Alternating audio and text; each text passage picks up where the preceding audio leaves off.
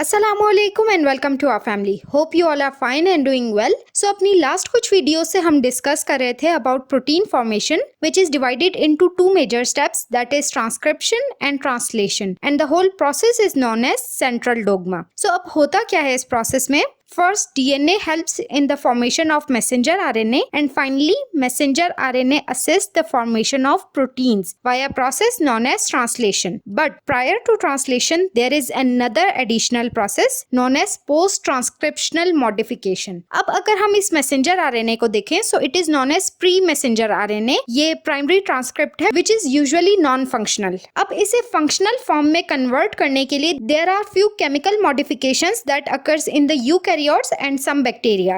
Now the question rises कि ये सब modifications actually हो क्यों रही हैं? So if you all remember कि transcription nucleus में होती है while translation occurs in the cytoplasm. So that means कि messenger RNA को move करना है from nucleus to cytoplasm और उसे cross करनी है nuclear membrane को. So in order to protect messenger RNA from degradation and RNase activity, these modifications takes place. So in this video we will only discuss messenger RNA processing, जो कि 3 different steps में divided है, या इसमें 3 different modifications होती हैं, that is 5 prime capping, 3 prime poly A tail, and then we have splicing. So the first modification is 5 prime capping, that is the addition of 7 methyl guanosine, जिसे हम M7G भी कह सकते हैं एट 5 प्राइम एंड. अब ये 5 prime and पे addition होती कैसे है इस कैप की? So if you look at this messenger RNA, there are 3 major sites, that is 5 prime UTR, then we have coding region, and then we have 3 prime UTRs. UTRs are the untranslated regions.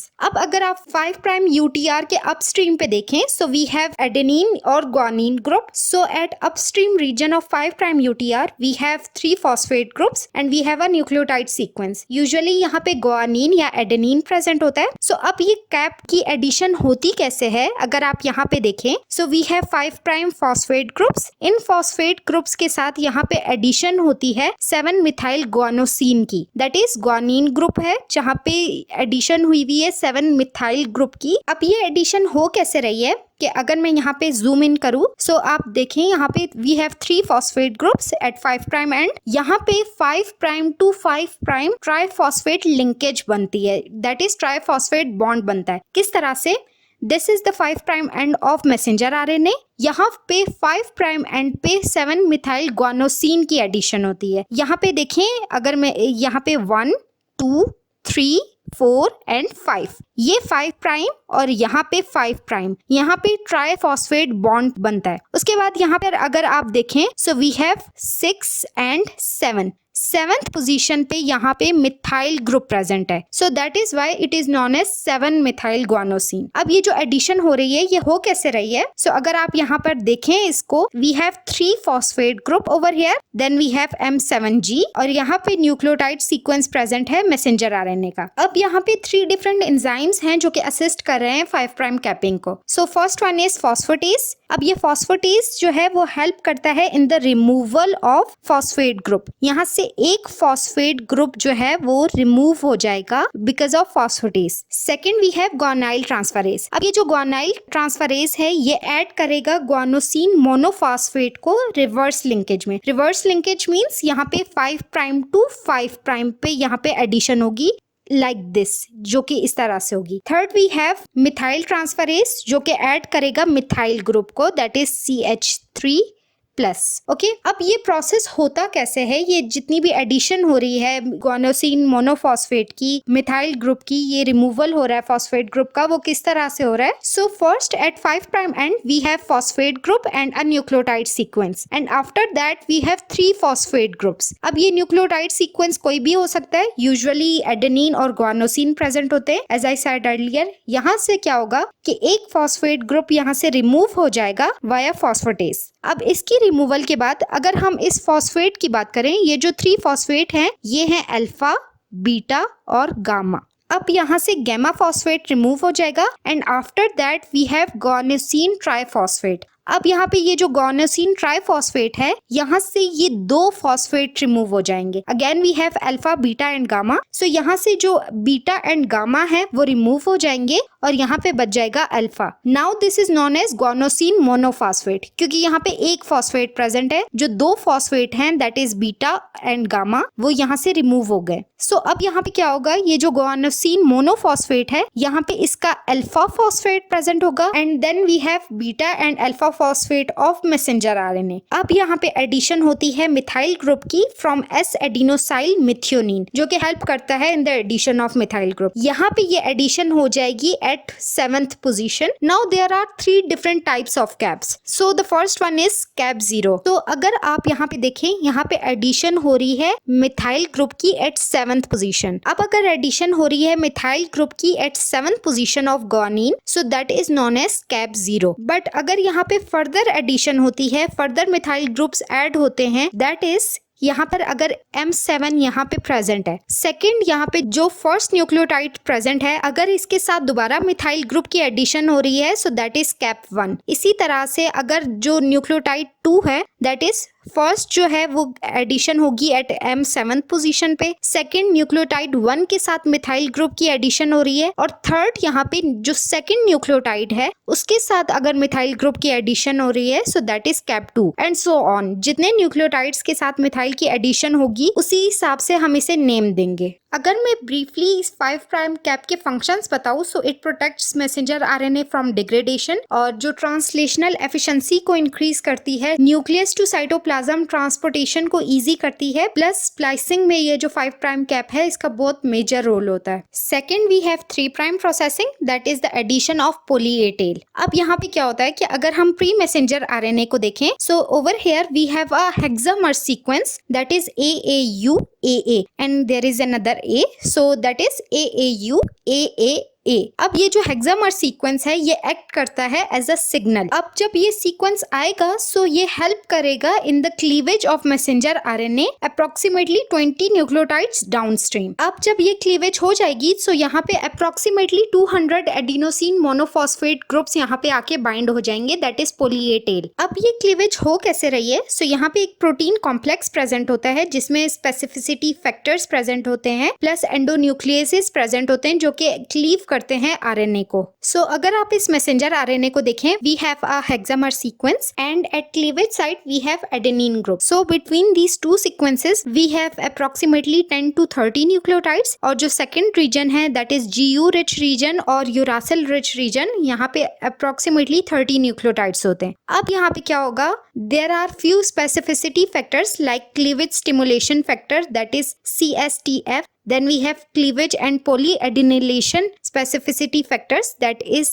CPSF, और उसके अलावा पोली A polymerase यहाँ पे present होता है, binding proteins यहाँ पे present होते हैं and they help in the cleavage of messenger RNA at 3 prime end. और फाइनली यहाँ पे फिर एडिशन होती है इस क्लीवेज साइट पर पोली ए टेल की। Finally we have splicing. अब अगर हम प्री मैसेंजर आरएनए की बात करें, so we have few coding regions and few non coding regions which are known as introns. जो कोडिंग रीजन है उन्हें हम कहते हैं exons, while the non coding regions are known as introns. अब जो नॉन कोडिंग रीजन्स हैं उनकी हमें रिक्वायरमेंट नहीं है, because as the word suggest non coding regions है, दैट मीन्स कि ये प्रोटीन को कोड नहीं करेंगे। सो ये जो इंट्रॉन्स है ये स्प्लाइसिंग में रिमूव हो जाते हैं। अब अगर आप इस इमेज को देखें, so these red lines are introns while these yellow sequences are exons. अब यहाँ पर ये जो इंट्रॉन्स हैं ये बीच में से रिमूव हो जाते हैं to form a mature messenger RNA. So that means कि जो मैच्योर मैसेंजर आरएनए होगा उसमें एक 5 प्राइम कैप होगी, then we have complete series of exons and finally we have 3 prime poly A tail. अब ये इंट्रॉन्स यहाँ से रिमूव हो कैसे रहे हैं? सो if you look at the mechanism of messenger RNA splicing, यहाँ पे कुछ टर्मिनोलॉजीज हैं जो आपको याद करनी होंगी। So the first one is spliceosome. These are the protein RNA complex. ये कॉम्प्लेक्स है 5 डिफरेंट स्नर्प्स का, that is SNRNPs and the acronym is small nuclear ribonuclear particles। ये 5 different SNRPs कौन कौन से हैं? U1, U2, U4, U5 and U6। इनका functions अगर आप इस टेबल में देखें, सो U1 का फंक्शन होता है कि ये बाइंड करता है 5 प्राइम स्प्लाइस साइट पे और उसके बाद 3 प्राइम स्प्लाइस साइट पे। U2 जो है वो बाइंड करता है at branch site U5 bind करता है at 5 prime splice site. U4 and U6 complex form में कैटेलाइज करते हैं स्प्लाइसिंग को। अब ये किस तरह से हेल्प कर रही है ये आगे चल के आपको फिगर से और क्लियर हो जाएगा। Second is splice donor site. अब ये स्प्लाइस डोनर साइट प्रेजेंट होती है at 5 prime end of intron, जो कि यहाँ पे सीक्वेंस प्रेजेंट होता है GU। Then we have splice acceptor site जो कि 3 प्राइम एंड पे प्रेजेंट होती है ऑफ इंट्रॉन, और इसमें जो सीक्वेंस प्रेजेंट होता है वो है AG। And then we have branch site जो कि adenine and thymine rich region होता है with at least 1 adenine, so that is known as the branch site. Now let's discuss the actual process of splicing. अब यहाँ पे 2 sequential cuts होते हैं। किस तरह से? फर्स्ट स्प्लाइस डोनर साइड जो है वो क्लीव होगी, यहाँ पे एक कट आएगा और ये फिर लेरिएंट या लूप फॉर्मेशन होगी इसकी, ये एक लूप की शेप में आएगा, और उसके बाद जब ये लूप बन जाएगी सेकंड कट यहाँ पर स्प्लाइस एक्सेप्टर साइड पे दैट इज 3 प्राइम एंड पे होगा, और इस तरह से एक इंट्रॉन रिमूव हो जाएगा। अब अगर आप इस डायग्राम को देखें, so we have exon number 1 and exon number 2, इनके बीच में इंट्रॉन प्रेजेंट है। अब इस इंट्रॉन की अगर आप स्प्लाइस डोनर साइड पे देखें so we have GU region, और उसके बाद अगर एक्सेप्टर साइड पे देखें so we have AG region. अब यहाँ से लेकर यहाँ तक this is the splice donor side. Then we have the branch side. अगर आप इस ब्रांच साइड को देखते हैं so over here we have approximately 30 nucleotides. इनमें आपको यहाँ पे एडेनिन नजर आ रहा है, this one is the branch side, and then we have splice acceptor site with AG nucleotide.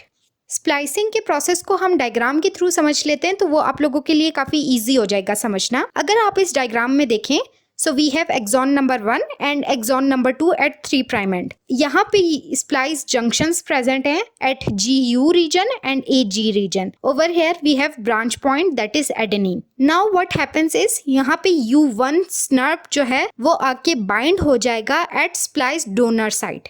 यहाँ पे जब ये U1 आके बाइंड हो जाएगा तो ये इसको क्लीव करेगा। सेकेंड वी हैव U2 स्नर्प जो कि बाइंड हो जाएगा at the branch site adenine के ऊपर। यहाँ पे जब ये एडेनिन के ऊपर बाइंड हो जाएगा सो यहाँ से ये कट करके ये स्प्लाइस डोनर साइड जो है वो बाइंड हो जाएगा टू एडेनिन। यहाँ पे ये लिंक बनाएगा टू फॉर्म अ लेरिएट और अ लूप। अब यहाँ पे U4, U6 और U5 जो है वो कॉम्प्लेक्स आएगा और ये हेल्प करेगा इन द लूप फॉर्मेशन। यहाँ से U4 जो स्नर्प है वो रिलीज हो जाएगा जब ये लूप की फॉर्मेशन हो जाएगी, और उसके बाद ये एक एक्टिव स्प्लाइसोसोम में कन्वर्ट हो जाएगा। अब यहाँ पे क्या होगा, यहाँ पे सेकंड क्लीवेज होगी 3 प्राइम एंड पे। यहाँ से इंट्रॉन रिमूव हो जाएगा और एक्सॉन 1 एंड एक्सॉन 2 जो मैच्योर मैसेंजर RNA है वो आपस में बाइंड हो जाएंगे। यहाँ से जो स्नर्प्स हैं वो रिमूव हो जाएंगे और जो ये इंट्रॉन है वो लेरिएट की शेप में ही यहाँ से रिमूव हो जाएगा। स्प्लाइसिंग की और डिफरेंट टाइप्स भी हैं जो कि मैं आज डिस्कस नहीं करूंगी, क्योंकि अगर मैं अभी डिस्कस करती हूँ तो ये टॉपिक काफी लेंथी हो जाएगा और काफी कंफ्यूजिंग हो जाएगा। सो इसके लिए मैं एक डेडिकेटेड वीडियो बनाऊंगी जिसमें डिटेल में डिफरेंट टाइप्स ऑफ स्प्लाइसिंग और उनके फंक्शंस क्या हैं उनको एक्सप्लेन करूंगी। अगर कोई भी क्वेश्चन हो या कंफ्यूजन हो तो आप मुझसे कमेंट सेक्शन में पूछ सकते हैं। वीडियो अच्छी लगी हो तो वीडियो को लाइक और चैनल को सब्सक्राइब जरूर कीजिएगा and do share it with your friends. और अगर आप ट्रांसक्रिप्शन या ट्रांसलेशन की वीडियो देखना चाहते हैं तो राइट साइड पे क्लिक करके आप प्लेलिस्ट को देख सकते हैं। Thank you so much.